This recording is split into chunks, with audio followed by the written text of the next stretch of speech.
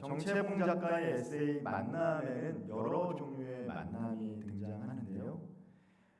생선과 같은 만남은 만날수록 비린내가 나는 만남이라고 합니다.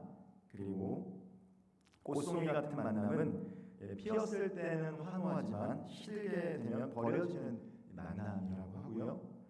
그리고 지우개 같은 만남은 만남의 의미가 순식간에 지워져 버리는 아까운 만남이라고 합니다. 건전지 같은 만남은 힘이 있을 때는 지키고 힘이 다 닳았을 때 던져지는 가장 비천한 만남이고, 가장 축복된 만남은 상대가 슬플 때 눈물을 닦아주고 그의 기쁨이 내 기쁨인 양 축하하고 힘들 때 땀을 닦아주는 이 손수건 같은 만남이 가장 복된 만남이라고 합니다. 우리가 2박 3일의 짧은 수련회를 진행했는데요. 청년회 때 하나님께서 허락하신 이 귀한 만남을 통해 청년회 때 이 손수건 같은 만남, 무엇보다도 예수 그리스도를 만남으로 말미암아 이 손수건 같은 만남의 축복을 경험하시고, 또한 주변에 있는 형제 자매들과도 그런 만남의 장을 만들어갈 수 있는 우리 귀한 청년들과 성도 여러분들을 축복드리겠습니다. 오늘은 함께라면이라는 말씀을 함께 나눌 텐데요. 예수 그리스도의 영이 함께하는 사람이 어떻게 승리하는지, 오늘 본문에 이 말씀이 자세히 기록이 되어 있습니다. 하나님과 함께했던 이 갈렙, 그리고 오늘 우리는 성령의 인도하심을 받으며 또 어떻게 승리할 수 있을지 오늘 말씀을 통해서 함께 묵상해 보도록 하겠습니다. 우리가 이 땅에서 이제 승리하려면, 믿음으로 승리하는 삶을 살아가려면 먼저 겸손하게 성령의 인도하심을 받아야 됩니다. 우리가 2024년도 우리 파송 찬양이 오늘 이곳에 계신 성령님이에요. 이 가사의 내용 중에 하나님보다 앞서지 말고 인도받아야 된다라는 내용이 나오는데, 우리가 정말 이 땅 가운데서 믿는 자로서 승리하는 삶을 살아가려면 매일 죄와 싸우면서 피 흘리는 싸움을 싸우고 사탄은 권세의 마귀를 괴멸하면서 이렇게 승리하는 삶을 살아가려면 반드시 성령 충만함을 받아야 되고 성령의 인도하심을 받아야 됩니다. 오늘 12절 말씀에서 이 갈렙은요 어떻게 이야기합니까? 이 산지를 내게 주소서라고 이야기하고 있어요. 이 산지, 거기에는 아낙 사람이 있고 크고 강한 성읍들이 있음에도 불구하고 이 산지를 내게 주소서, 내가 쫓아내겠나이다 라고 얘기합니다. 우리는 예수 그리스도를 믿는 믿음으로 구원을 받았습니다. 하나님의 전적인 은혜로 우리는 구원받은 자입니다. 그리고 우리가 예수를 내 삶의 구원자, 주인이라고 고백한다라는 것은 이제 이 땅에서의 삶의 주권도 주님께 있다라고 고백하는 거예요. 하나님의 약속의 말씀인 이 구약과 신약에는 특별히 하나님께서 쓰임받은 사람들의 행적이 기록이 되어 있습니다. 그들의 공통점이 있어요. 정말 다른 여러 부류의 사람이 있죠. 우리 수련회 기간 동안 이 성경 개관을 했는데, 성경은 약 40여 명의 저자들이 유기체적인 영감을 받아서, 하나님의 영감을 받아서 다양성이 있지만 공통된 주제가 있다는 것이죠. 근데 그 주제를 나타내는 것 가운데 하나님께서 이들을 사용하셨는데, 이들의 쓰임받는 사람들의 특징이 뭐냐면 겸손해질 때 하나님이 그들을 인도하신다라는 거예요. 겸손해야 됩니다. 갈렙은 어떻게 그 겸손함을 표현하고 있습니까? 오늘 그 말씀 속에서 어떻게 갈렙이 겸손한 사람인 줄 아냐면, 갈렙은 내가 나가서 싸워서 아낙 자손을 이기고 저 큰 성읍을 차지하겠습니다라고 고백하지 않습니다. 선포하지 않습니다. 조건이 있어요. 조건문이 있어요. 여호와께서 나와 함께 하시면, 여호와께서 나와 함께 하시면 저 사람들이 얼마나 크고 강대하고 내가 취할 성읍이 얼마나 넓고 크고 높다라도 취할 수 있습니다라는 믿음의 고백을 하고 있는 거예요. 우리는 여호와께서 함께 하시면이라는 전제가 꼭 있어야 됩니다. 우리의 삶 가운데서 하나님이 나와 함께 하시면 승리할 수 있는 거예요. 근데 우리가 소위 말해서 세상적으로 아무리 많은 스펙을 쌓아도 우리의 삶이 승리로 이끌어질 수 없습니다. 하나님의 인도하심을 받는 삶만이 축복된 삶이고 또 영적으로 승리할 수 있는 삶이에요.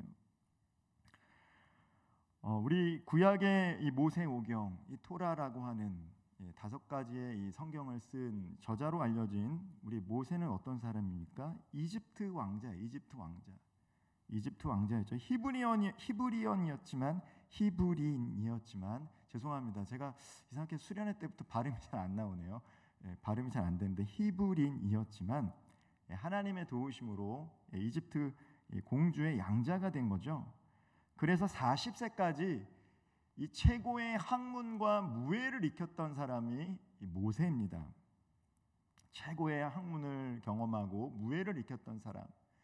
근데 이 모세라는 사람은 자신이 히브리인이라는 이 정체성을 잃지 않았어요. 그래서 내 힘으로 이 민족을 구원하고 싶은 욕심과 열망이 있었던 사람이 바로 모세예요. 아주 귀한 사람입니다. 한창 혈기가 있는 이 40세, 문무를 다 겸비하고 이 지도자의 위치에 설 수 있는 나이가 됐다라는 것이죠. 40세가 되었다라는 것은. 그런데 그때 그는 혈기로 인해서 한 사람을 죽이고요. 어떻게 됩니까? 민족을 구원한 것이 아니라 사람을 죽이고 미디안 광야로 쫓겨나는 도망자 신세가 돼요. 내가 하고자 할 때 많은 것을 배우고 경험이 있지만 하나님을 의지하지 않고 내 혈기와 내 의지로 할 때는 사람을 살려야 했던 모세는 사람을 죽이는 사람이 되었고요. 구원자가 되기보다는 도망자 신세가 되었습니다. 하나님은요, 그때 일하시지 않았다라는 거예요. 모세가 많은 것을 갖추고 사람들이 흠모할 만한 것들을 다 갖추고 있을 때 그를 통해 일하신 게 아니라 언제 일했습니까? 미디안 광야에서 80세가 되었을 때 40년이라는 시간이 지났어요. 1년 정도, 2년 정도, 10년 정도까지는 기다릴 수 있는데 40년 그리고 80세가 되었을 때 그때 하나님께서 다시 나타나셔서 모세에게 사명을 줍니다. 그때 모세가 어떻게 이야기합니까? 나는 할 수 없다라는 거예요. 나는 할 수 없는 존재입니다. 나이도 많고요. 말주변도 없고요. 힘도 없습니다. 예전에는 내가 특별한 사람이라고 생각했던 사람이 모세예요. I'm something. 나는 뭔가 특별해. 라는 자의식을 갖고 민족을 구원하겠다라고 했던 사람이 모세였습니다. 그런데 하나님은 그때 모세를 쓰지 않으셨어요. I'm nothing. 나는 아무것도 아닙니다. 나는 그냥 양치는 노인입니다. 할 수 있는 게 이것밖에 없습니다. 라고 고백할 때 하나님께서 비로소 그를 다시 부르시고 그에게 사명을 맡기십니다. 하나님은요, 특별히 하나님의 사람을 선택하면 그때부터 연단에 가세요. 연단에 가십니다. 우리가 삶을 살아갈 때 고난을 겪을 때가 있거든요. 고난을 겪을 때가 있습니다. 그 고난은 내가 잘못해서 겪게 되는 고난도 있습니다.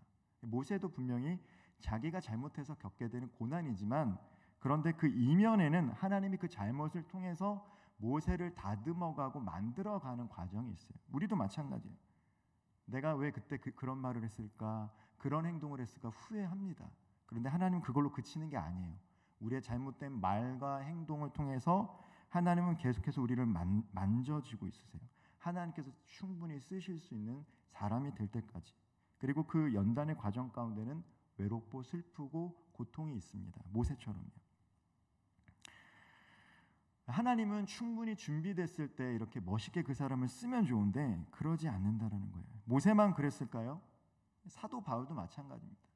우리가 성경 개관 시간에 신약의 3분의 2, 특별히 서신서를 많이 기록했던 저자 바울.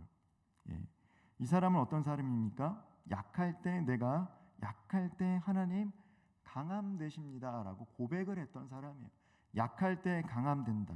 내가 약할 때 하나님 드러난다라는 것이죠. 여러분 우리가 강하고 우리가 의로우면요 하나님은 드러나기가 어렵습니다. 사람이 드러나면 하나님이 드러나지 않아요. 그런데 이 사람이 약하고 할 수 없는데 그런데 그 일들을 통해서 하나님이 드러나는 것이거든요. 그래서 하나님은요 겸손할 때까지 계속 우리를 만지세요.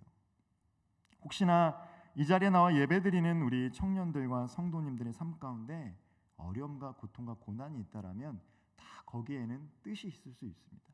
하나님이 여전히 나를 만지고 계시는구나. 왜 그때는 이렇게 힘들었을까 생각하지만 하나님은 우리를 만지고 계세요. 바울도요. 의기양양해서 이제 사람들에게 가서 다메섹에 가서 예수 믿는 사람 죽이려고 했습니다. 그때 거기서 부활하신 예수님을 만나요. 그리고 주님의 종이 되었습니다. 그런데 이 바울에게는 연약함이 있어요. 성경에는 사탄의 가시라고 해요. 바울이 이 사탄의 가시를 없애게 해주십시오라고 예수님께 기도를 많이 했습니다. 하나님께 기도를 많이 했어요. 이 사탄의 가시라는 게 명확하지는 않습니다. 그러나 성경을 연구하는 학자들의 주석을 참고하면은 이 사탄의 가시는 아마도 간질병이었을 것이다라고 얘기를 합니다. 간질병. 여러분 요즘에는 간질병을 앓고 있는 사람을 많이 보지 못했지만 예전에는 심심치 않게 간질을 앓고 있는 분들을 볼 수 있어요. 갑자기 발작을 하는 겁니다. 그때 입에다가 이렇게 수건이나 이런 거 물려줘야 돼요. 여러분 바울이 어떤 사람이에요? 사도행전에 보면 바울이 가지고 있던 손수건만 만져도 병자가 고치고 죽은 자도 살렸던 사람이 유두고도 살렸어요. 그런 능력의 종인데 정작 자신은 간질병에 걸려서 막 발작을 하는 거예요. 여러분 한번 상상해 보세요. 선포를 하고 하나님이 나와 함께 하십니다. 병든 자를 위해서 막 기도를 하는데 막 그 사람들이 치유되고 살아나요. 그런데 정작 자기 자신은 자신의 병을 치유하지 못하는 거예요. 간질을 앓고. 그럼 어떻게 생각합니까? 자존심 상하잖아요. 그러니까 기도하는 거예요. 하나님 이것만 고쳐주시면 내가 더 크게 쓰임 받겠습니다. 하나님 능력의 종이 될 수 있습니다. 근데 하나님 어떻게 합니까? 안 고쳐주세요. 내가 약할 때 내가 강함됩니다. 이것이 은혜다라는 거예요. 받은 은혜를 족한 줄 알라. 근데 바울은 겸손한 사람이었어요. 그럼에도 불구하고 거기에 만족했다라는 거예요. 우리는 곧잘 내가 준비하는 이 시험 합격하면 아니면 이 문제 해결하면 하나님 이렇게 하겠습니다 라고 말할 수 있습니다. 그러나 하나님은 오히려 우리가 준비하는 시험에 떨어져도 우리가 노력해서 얻고자 하는 것을 얻지 못하는 그 순간에 어쩌면 하나님은 그 사람과 함께 일하고 싶어 할지도 모르는 거예요. 그리고 그와 함께 동행하면서 하나님 새로운 길로 인도해 주실 줄 몰라요. 분명한 것은 하나님께서 함께 하시는 사람들은 완벽하고 완전한 사람은 절대 아니라는 사실이에요. 허점이 많고 실수투성입니다. 그렇지만 겸손해요. 늘 하나님을 의지합니다. 나는 연약하지만 하나님께서 나와 함께 하신다라면 갈렙처럼 그렇게 선포할 수 있는 사람이 바로 성령의 인도하심을 받는 사람들이라는 것이에요. 우리는 예수 그리스도를 만나는 것에 그쳐서는 안 됩니다. 예수 그리스도를 영접하는 것에 그쳐서는 안 돼요.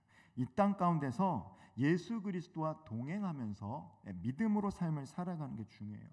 세상적으로 우리가 조금 부족해 보일 수 있습니다. 세상적으로 내세울 게 없을 수도 있어요. 그러나 우리는 믿음의 선포를 하는 거예요. 이 믿음의 사람들처럼 하나님께서 내가 선택받은 자로 불러주셨사오니 내 삶을 축복해 주시고 복내려 주십시오. 그래서 우리는 세상 속에서 똑같이 경쟁하면서 살아가지만 세상의 어떤 프레임에 갇혀서 이걸 해야지만 성공한다라고 생각해서는 안 됩니다.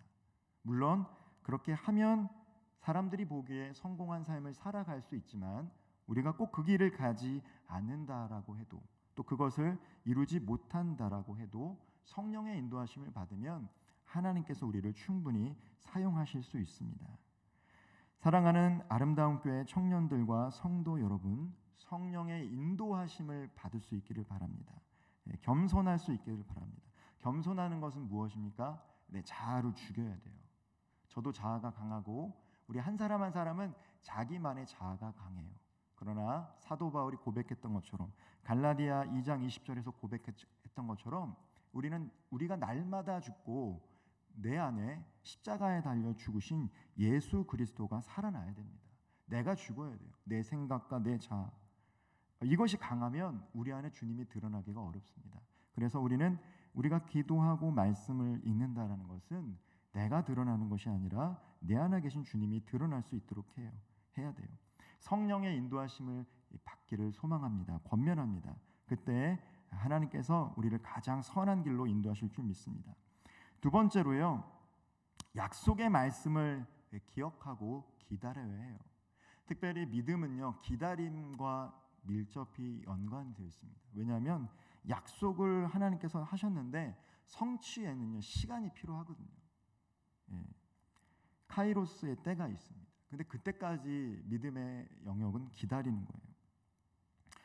오늘 함께 읽었던 이 본문 9절과 10절에서 이 갈렙은요, 그 45년 전 그 언약의 말씀을 다시 한번 상기시키고 있는 거예요. 하나님께서 그때 나에게 이 말씀, 약속의 말씀을 주셨습니다. 이 45년 동안을 여호와께서 말씀하신 대로 나를 생존케 하셨습니다. 이 45년을 갈렙은 기다렸어요. 이 약속의 말씀을 붙잡고. 우리는 기도하면서 기다리기를 주저합니다. 특별히 젊을 때는 이 덕목 중에 하나가 인내하는 게 참 어려워요, 사실은. 왜냐하면 빨리빨리 내 삶이 변화되기를 원하거든요. 기도했으면 바로 응답되기를 원하거든요. 내가 무엇인가 시작했으면 바로 뭐가 나타나야 되거든요. 그런데 성경에는요, 항상 다릅니다. 씨를 뿌리는 사람이 있고 물을 주는 사람이 있고 열매를 맺는 사람이 있어요. 우리 인생도 마찬가지입니다. 여러분들의 가정도 마찬가지. 만약에 여러분들의 가정 가운데 너무 힘들다, 여러분들이 지금 부모님이 쌓아놓은 이 기경과 씨뿌림과 물내림을 통해 열매를 맺고 있는, 그것이 영적으로든 아니면 육적으로든 열매 맺는 삶을 살면 얼마나 행복합니까? 근데 그렇지 않을 수 있다는 거예요. 내 때에는 내가 어쩌면 내 삶과 내 가족을 위해서 내가 기경을 갈아야 되는 사람인지도 몰라요. 어쩌면 우리 부모님이 그 기경을 갈았기 때문에 내가 물만 주면 될 수도 있어요. 그리고 나는 한 것이 없는데 영적으로나 육적으로나 복을 받는 삶을 살아갈 수도 있습니다. 그러면 그 사람은 다음 세대를 위해 또 준비를 해야 되는 거예요. 근데 우리는 내 때에 다 기경도 하고 씨도 뿌리고 물도 받고 열매도 맺기를 원한다는 것이죠. 젊을 때 그래요. 근데 인생이 그렇지 않더라고요. 자기 때를 잘 알아야 돼요. 이 갈렙이라는 사람은 약속의 말씀을 다 가슴에 새기고 기다렸어요. 성경에서는 갈렙이 취했다고 하지만 성경을 자세히 읽어보면요, 갈렙의 사위가 나가서 싸웁니다. 싸운 건 갈렙은 아니에요. 하지만 하나님은 갈렙이 취했다라고 하는 거예요. 왜요? 그가 믿고 그것을 지켰기 때문에, 그리고 그 사위가 나가서 싸웠기 때문이에요. 청년의 때 우리는 약속의 말씀을 가지고 기도해야 돼요. 우리 때뿐만 아니라 우리 다음 세대. 저도 기도하고 있습니다. 저는 아직 자녀가 없습니다. 결혼은 했지만 자녀는 없는데 저는 자녀를 놓고 기도하고 있어요. 하나님, 우리 자녀가 이런 사람이 되게 해주십시오. 그리고 제가 하지 못했던 것들이 있겠죠. 그러면 그것들을 더 누릴 수 있도록, 그리고 그때 뭔가를 할 수 있도록 또 복 내리는 기도를 하고 있습니다. 왜냐하면 내 때에 내가 할 수 있는, 우리 가정을 위해서 내 때에 내가 할 수 있는 것은 정해져 있기 때문이에요. 믿음이 없어서가 아닙니다. 갈렙은요, 약속의 말씀으로 선포하고 기다렸어요. 40세에 기도했는데 85세가 돼서 비로소 그것을 성취할 때가 된 것입니다. 여러분, 기다리는 것은 우리를 향한 하나님의 계획의 일부라는 것을 반드시 기억해야 돼요. 기다리는 것은요, 하나님의 계획을 믿음으로 기다리는 거예요. 인내해야 됩니다. 성경에는 믿음의 사람들은 다 기다렸어요. 모세도요, 이스라엘 백성을 애굽에서 이끌어내기 위해서 광야에서 40년간을 기다려야 했고요. 또 다시 40년간을 120세까지 방황해야 했어요. 그리고 결국에 그는 들어가지 못했어요. 느보산에서 120세가 되었을 때 가나안 땅을 바라보고 끝났어요. 그게 그의 사명인 거예요. 내가 노력했으니까 내가 이 사람들 데리고 들어가야지. 그건 욕심이에요. 하나님은 모세에게 너의 사명은 거기까지다라고 얘기하신 거예요. 욥은요, 소중히 여기던 모든 것을 잃어버리고도 하나님을 기다렸습니다. 엘리사벳과 사가랴는 노년이 될 때까지 기다리고 난 후에 특별히 아이 세례 요한을 낳았어요. 기다린 끝에 세례 요한을 낳았습니다. 때가 찰 때까지 기다려야 돼요. 이것은 우리는 운명론적인 관점이 아닙니다. 우리는 숙명론적인 관점과 운명론적인 관점을 거부합니다. 거부해야 돼. 정해져 있는 것은 아무것도 없어요. 우리가 믿음으로 반응하면 하나님 거기에 따라 또 다시 새로운 일들을 만들어 가시는 분이에요. 우리는 착각하기 쉬운 게 뭐냐면 예정론이라고 하면 모든 것들이 다 예정이 되어 있다고 생각하지만 그렇지 않습니다. 칼뱅이 주장하는 이 예정론이라는 것은 우리의 믿음을 더 구원에 대한 확신을 주지만 우리 인생이 예정되어 있지는 않아요. 물론 하나님께서 거주의 경계를 지어놓은 것은 사실입니다. 그렇지만 그 안에서 우리는 다양한 삶의 길을 선택하고 그때마다 하나님은 우리의 믿음에 반응해서 새로운 길을 열어주시고 막히면 또 우리가 기도하면 또 새로운 길을 열어주시는 분. 그렇기 때문에 우리에게는 늘 열린 미래가 있는 거예요. 열린 미래. 우리의 삶은 늘 새로워질 수 있는 거예요. 그게 믿음이에요. 그런데 우리가 이 숙명론적으로 운명론적으로 나는 이렇지 우리 집은 이렇지 하면 거기엔 변화가 나타날 수 없다는 것이죠. 믿음의 사람들은 다 기다렸습니다. 여러분 예수를 주인으로 고백하는 삶을 살아가는 것은요 약속의 말씀을 반드시 기억하고 기다리는 거예요. 그럼 어떻게 됩니까? 하나님께서 약속하신 것을 주세요. 약속하신 분은 하나님이니까 약속하신 것을 주십니다. 거인족인 아낙 사람이 그곳에 있기에 그 땅을 차지하는 것이 어쩌면 가장 힘든 일입니다. 헤브론 땅은요 매우 차지하기가 어려운 땅이었어요. 사람들이 주저했어요. 그때 갈렙이 나아간 거예요. 내가 저 강한 아낙 자손과 저 견고한 성읍을 파하겠다. 그러니까 어떻게 합니까? 갈렙에게 허락하신 거예요. 예수 그리스도를 믿고 하나님의 자녀가 된 우리, 그래서 성령의 인도하심을 받고 살아가는 사람들은요 약속의 말씀을 믿고 그 믿음대로 반응하는 사람들입니다. 그리고 그들에게 주어진 것은 결국에는 승리라는 거예요. 우리의 승리가 아니라 우리와 함께 하심으로 우리에게 승리를 하나님께서 맛보게 하십니다. 여호와 하나님을 온전히 신뢰했던 갈렙은 마침내 약속의 땅 헤브론을 받게 됩니다. 여기서 우리가 오해하지 말아야 될 것은 승리라는 것은 내가 원하는 것을 취하는 것은 아니라는 사실이에요. 내가 원하는 것을 취하는 게 승리가 아닙니다. 그렇기 때문에 내가 원하는 것을 못 이뤘다 해서 그게 실패한 인생이 아니라는 것을 얘기해요. 때론 우리는 내가 원하는 것을 취하지 못해서 실패로 느껴졌지만 먼 시점에서 보면 그것을 통해 하나님은 우리의 삶을 더 풍성하게 할 때가 있다는 거예요. 그리고 그 길을 통해 우리는 승리를 경험할 수도 있어요. 특별히 예수 믿지 않는 우리가 믿지 않는 이 세상 속에서 우리가 그리스도인답게 살아갈 때 하나님은 승리하는 삶을 주실 줄 믿으시기를 바랍니다. 어떻게 승리해요? 똑같이 열심히 공부하고 스펙을 쌓아서 경쟁해서 이기는 것은 승리가 아니에요. 물론 그렇게 준비가 되어 있지 못해서 세상 속에서는 뭔가 실패자처럼 느껴질 수 있지만 하나님께서 말씀하신 대로 삶을 살아가다 보면 하나님께서 그 길을 가장 선하게 인도하신다라는 것입니다. 요즘은 사실 이제 교회 다닌다고 말하기가 좀 부끄러울 수도 있는 시대이기도 해요. 그리고 저도 어디 나가서 당당하게 제가 목사입니다라고 잘 말하지는 않아요. 왜냐하면 선입견을 가지니까, 관계를 맺을 때까지는 선입견을 가지니까, 목사라는 직분에 대해서 사람들이 좋은 인식을 갖지 못하니까 먼저 말하면 선입견을 가지니까 관계를 잘 못 맺으니까 일단은 어느 정도 관계를 맺고 저도 목사입니다라고 얘기하는 게 오히려 편할 때가 있더라고요. 이런 시대에 우리가 살아갑니다. 그리스도인의 삶을 살아가요. 그래서 우리가 어떻게 승리하는 삶을 살아갈 수 있을까? 세상 밖에서 똑같이 살아간다고 믿음으로 승리하는 것은 아니라는 것이죠. 갈렙이 약속을 기억하니 하나님이 그 약속을 지키셨어요. 갈렙이 하나님만 함께 하시면 아무리 강한 아낙 자손들이라도 쫓아낼 수 있다고 고백하니 하나님이 그 고백대로 그렇게 살도록 허락하셨어요. 나이가 아무 상관이 없다고 고백하니 하나님께서 갈렙의 나이를 숫자로 만들어 주셨습니다. 약속의 근거에서 믿으니 그 믿음대로 약속이 점점 성취되는 것들을 말씀을 통해서 우리는 배우게 됩니다. 아무리 크고 견고한 성읍도 아무리 강하고 거대한 민족도 더 크신 하나님 앞에서는 피조물에 불과하다는 생각을 가지시기를 바랍니다. 여러분, 이 세상에서 아무리 똑똑하고 아무리 돈이 많아도 그 사람은 한낱 피조물이에요. 우리가 봤을 때 그런 사람들 옆에 있을 때 주눅들겠지만 그 사람조차도 유한한 인생을 살아가는 피조물입니다. 이것을 우리는 꼭 기억하고 이 땅 가운데서 살아가야 돼요. 그래서 우리 주변에 우리보다 더 많이 공부하고 더 많은 것을 갖추고 부유하다 할지라도 움츠려 들어서는 안 돼요. 우리 안에는 영원한 생명이신 그 하나님이 우리 함께 있기 때문이에요. 동등하다라는 것입니다. 동등한 거예요. 하나님이 우리 한 사람을 너무 사랑하시죠. 근데 우리는 그렇게 살아가지 못해요. 움츠려들어요.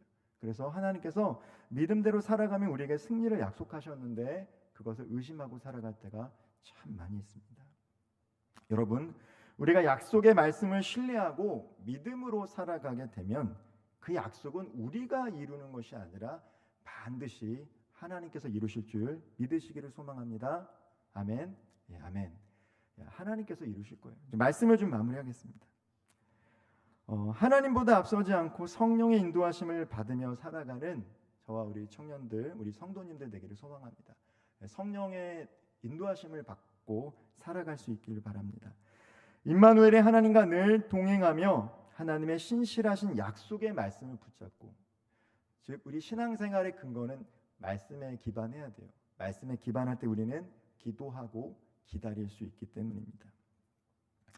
하나님을 알지 못하는 이 세상에서 믿음으로 살아갈 때 하나님께서는 반드시 저와 이 자리에서 예배드리는 한 분 한 분의 삶 가운데 약속하신 것을 성취하시고 또한 믿음으로 승리하는 삶을 살아갈 수 있도록 허락하실 줄 믿습니다. 한 주간도 세상 속에서 살아가며 믿음의 눈으로 주님을 바라보며 주님과 동행하는 삶을 살아가므로 하나님께서 우리들의 삶 가운데 허락하신 그 승리를 맛보며 살아갈 수 있는 귀한 한 주 되기를 축복드리겠습니다. 기도드리겠습니다.